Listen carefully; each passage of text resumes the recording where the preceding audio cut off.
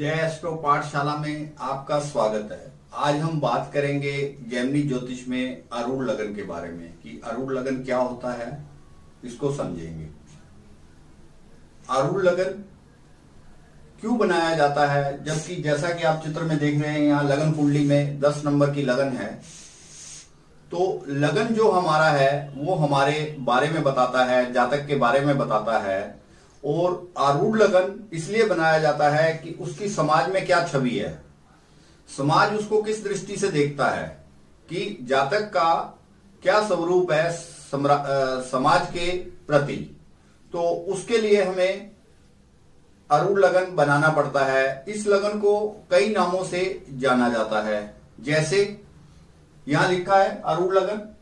आरूढ़ लगन हो गया एक नाम इसका। दूसरा नाम इसका मुख्य पद भी आप कहीं कहीं किताबों में या किसी वीडियो में सुन सकते हैं कि इसको मुख्य पद भी कहा जाता है, इसको पद लगन भी कहा जाता है और खाली पद भी कहा जाता है, और इसको लगन आरूढ़ भी कहा जाता है और आरूढ़ लगन भी कहा जाता है। इस प्रकार इसके कई नाम है, जिसका मतलब यही है कि भाव से भवेश तक, यानी लगन से लग्नेश कितनी दूर बैठा है उसको हमें देखना है, उतने ही भाव आगे बढ़ जाना है, तो उसको हम कहेंगे आरूढ़ लगन। जैसे यहां आपके सामने कुंडली लगी हुई है, यह शनि की कुंडली है, 10 नंबर मकर राशि की लगन है। इसमें लग्नेश शनि, यदि हम यह सोचते हैं कि चौथे भाव में बैठे हैं, तो आप देखिए यहां से गिनती शुरू करेंगे भाव से भावेश तक, 1 2 3 4, अर्थात शनि को 4 घर और आगे हम चलाएंगे, 1 2 3 4। कर्क राशि जो हुई हमारी, इस कुंडली में कर्क राशि आरूढ़ लगन बन गई। यहां हम आरूढ़ लगन लिख देंगे कि यह आरूढ़ लगन यहां हुआ। मान लो इसी कुंडली में शनि यहां ना बैठकर छठे भाव में बैठा हो, तब इसका आरूढ़ लगन हम कैसे निकालेंगे, अब उसको समझ लेते हैं। भाव से भवेश तक जाना है हमें। इसका स्वामी जो लग्नेश है 6 घर आगे बैठा है, 1 2 3 4 5 6, इससे 6 घर आगे हमें और जाना है, अर्थात 1 2 3 4 5 6। तो अब हमारा वृश्चिक लगन जो है वो आरूढ़ लगन हुआ। वृश्चिक राशि का आरूढ़ लगन कहलाएगा, मुख्य लगन कहलाएगा, पद लगन कहलाएगा, कुछ भी उसको कह सकते हैं। तो इस प्रकार हमने देखा कि लग्नेश यहां आकर बैठ गया, तो छठे भाव में तो 6 घर आगे जाना है, चौथे भाव में बैठा था तो 4 भाव आगे जाना था। मान लो इसी कुंडली में अगर लग्नेश शनि 9वें भाव में बैठा हो, तो यहां से 9 भाव आएंगे और फिर यहां से 9 भाव आएंगे, जैसा कि आप समझते हैं। वृष जो है हमारा आरूढ़ लगन हो गया। इस प्रकार हमने समझ लिया कि लगन को कैसे कैलकुलेट करते हैं। ये तो हुई लगन की बात। ऐसे बाकी भावों के पद भी निकाल लिए जाते हैं। मान लो हमें दूसरे भाव का, तीसरे भाव का, चौथे भाव का निकालना है, तो उसके भाव से भवेश तक हमें गिनती करनी है और उतने भाव आगे बढ़ जाना है। तो अभी हमने आरूढ़ लगन में समझा कि इसको क्यों बनाया जाता है, इसको बनाने का हमारे ऊपर क्या प्रभाव आता है और उसको कैसे देखते हैं। क्योंकि जो हमारा लगन है, लगन से तो हम जातक के बारे में जानते हैं, लेकिन आरूढ़ लगन से हम जातक के बारे में जानते हैं कि उसका समाज में क्या नाम है, उसकी क्या छवि है, उसकी क्या गुडविल है, वह अपनी बात का पक्का है या नहीं है, या कोई और उसको दिक्कत है। ये सब चीजें हम आरूढ़ लगन से देख सकते हैं। अब आरूढ़ लगन के क्या क्या प्रभाव होंगे, हम कुंडली की मदद से उसको विस्तार से समझते हैं। हमने यह भी समझा कि आरूढ़ का अर्थ ऊंचे स्थान से है, जिसमें जातक विशेष का सामाजिक अस्तित्व, उसका कार्यक्षेत्र, उसकी प्रकृति का अंदाजा दूसरों के द्वारा लगाया जाता है। यह हमने समझा आरूढ़ लगन क्यों बनाते हैं। आरूढ़ लगन हमारी छवि द्वारा निर्धारित होने के कारण बेहद सटीक फल देता है। और ये भी हम ध्यान रखेंगे मित्रों कि अरूढ़ लगन कभी भी छठे, आठवें, 12वें भाव में नहीं आएगा। अरूढ़ लगन की यह खासियत है कि वह कभी छठे, 8वें, 12वें भाव में नहीं आएगा। अब अरूढ़ लगन के प्रभाव समझते हैं।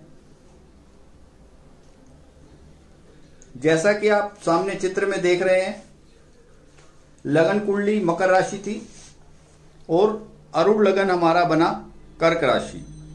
यानी इसको कुंडली को हमने घुमा दिया, जहां पर 10 लिखा था वहां 4 लिख दिया और ठीक उसी प्रकार सब ग्रहों को बिठा दिया जो कि लगन कुंडली में थे, कुछ आगे कुछ पीछे करके उस हिसाब से हमने उनको बैठा दिया और 4 नंबर को हमने अरूढ़ लगन मान लिया। अब जो हमारा अरूढ़ लगन कर्क राशि का है, उसके ऊपर ग्रहों का प्रभाव हमें देखना है जन्म लगन की तरह। यदि इसके ऊपर शुभ ग्रहों का प्रभाव है, ये शुभ ग्रह की राशि में है, तो जातक भाग्यशाली व धनी होगा।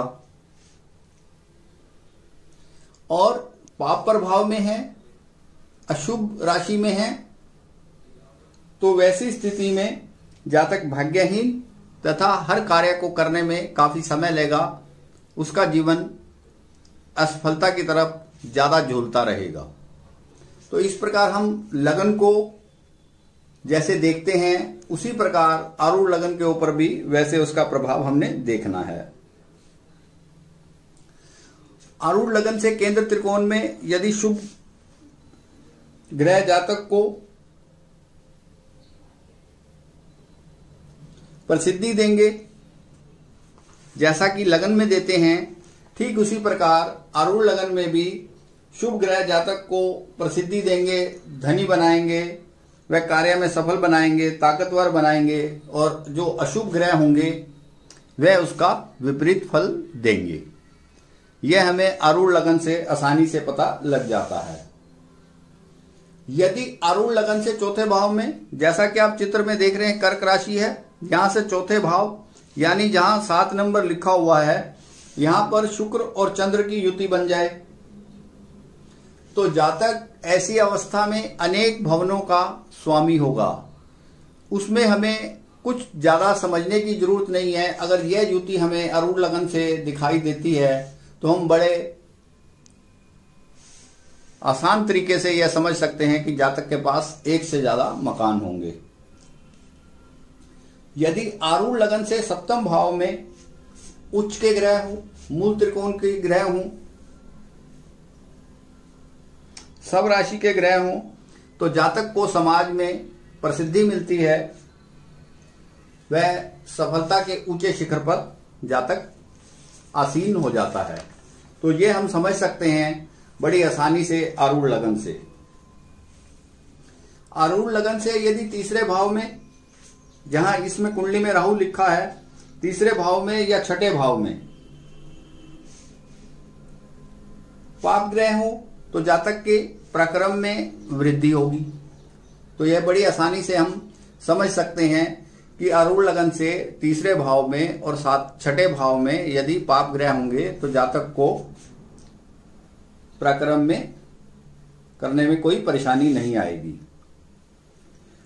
अरूढ़ लगन से दूसरे भाव में शुभ ग्रह हो तो जातक को सम्मान मिलता है, जातक धनी होता है।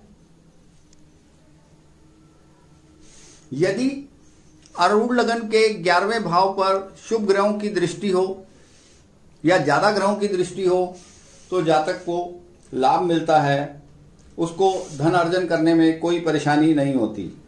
यदि 12वें भाव पर अशुभ ग्रहों की दृष्टि हो तो ऐसी स्थिति में जातक का व्यय बढ़ता रहता है तथा उसको लाभ कम मिलता है। ऐसी अवस्था में उसको लाभ कम मिलता है। अरूढ़ लगन से हम देख सकते हैं कि दूसरे और 7वें भाव में राहु केतु एक्सिस में यदि हो दूसरा और 7वां भाव, तो जातक के पेट में कीड़े हो सकते हैं या पेट संबंधी समस्या जातक को हो सकती है। और ऐसी स्थिति में आरूढ़ लगन से दूसरे या सातवें भाव में राहु केतु का पाप प्रभाव हो और उसके ऊपर केतु के ऊपर पाप ग्रह की दृष्टि भी हो तो जातक छोटी उम्र में भी बड़ा लगता है, यानी जवानी में बूढ़े की तरह दिखाई पड़ता है। तो यह भी हमें आरूढ़ लगन से पता लग जाता है।